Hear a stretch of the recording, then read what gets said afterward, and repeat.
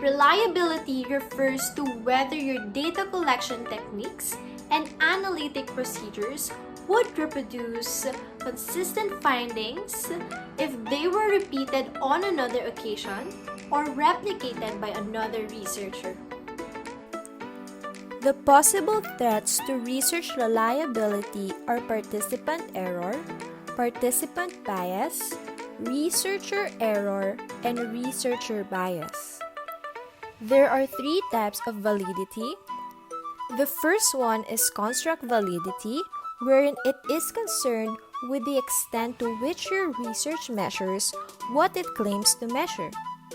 The second approach is internal validity, wherein it is established when your research demonstrates a causal relationship between two variables. And the third approach is external validity, which is concerned with whether a study's research findings can be generalized to other relevant settings or groups. The lens used by the researcher are viewpoints used by the inquirer for establishing the validity in a study. These are the lens of the researcher, study participants, and people external to the study. The paradigm assumptions or worldviews is another means of the inquirer for establishing the validity in a study. It has three types, namely post-positivist or systematic paradigm, constructivist paradigm, and critical paradigm. There are 9 validity procedures. The first one is triangulation, in which the researcher finds common themes or categories among their data by eliminating overlapping areas. The 4 types of triangulation according to Danzin are across data sources, theories, methods, and among other different investigators. The second validity procedure is disconfirming evidence, in which the researcher first established the preliminary themes or categorized in a study and then search through the data for evidence that is consistent with or disconfirms these themes.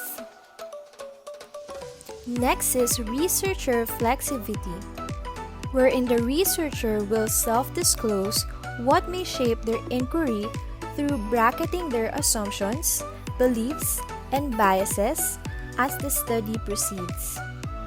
The fourth validity procedure is member checking, wherein the data and interpretations is taken back to the study participants so that they can confirm the credibility of the information and narrative account. Next is prolonged engagement in the field, in which staying at the research site solidifies the evidence over time, since the researcher can repeatedly check out the data and their hunches and compare interview data with observational data. While in collaboration, the participants are actively involved in the study as co-researchers or in less formal arrangements. The seventh validity procedure is the audit trail, wherein the external auditor examines the documents with the following questions in mind. Are the findings grounded in the data? Are inferences logical?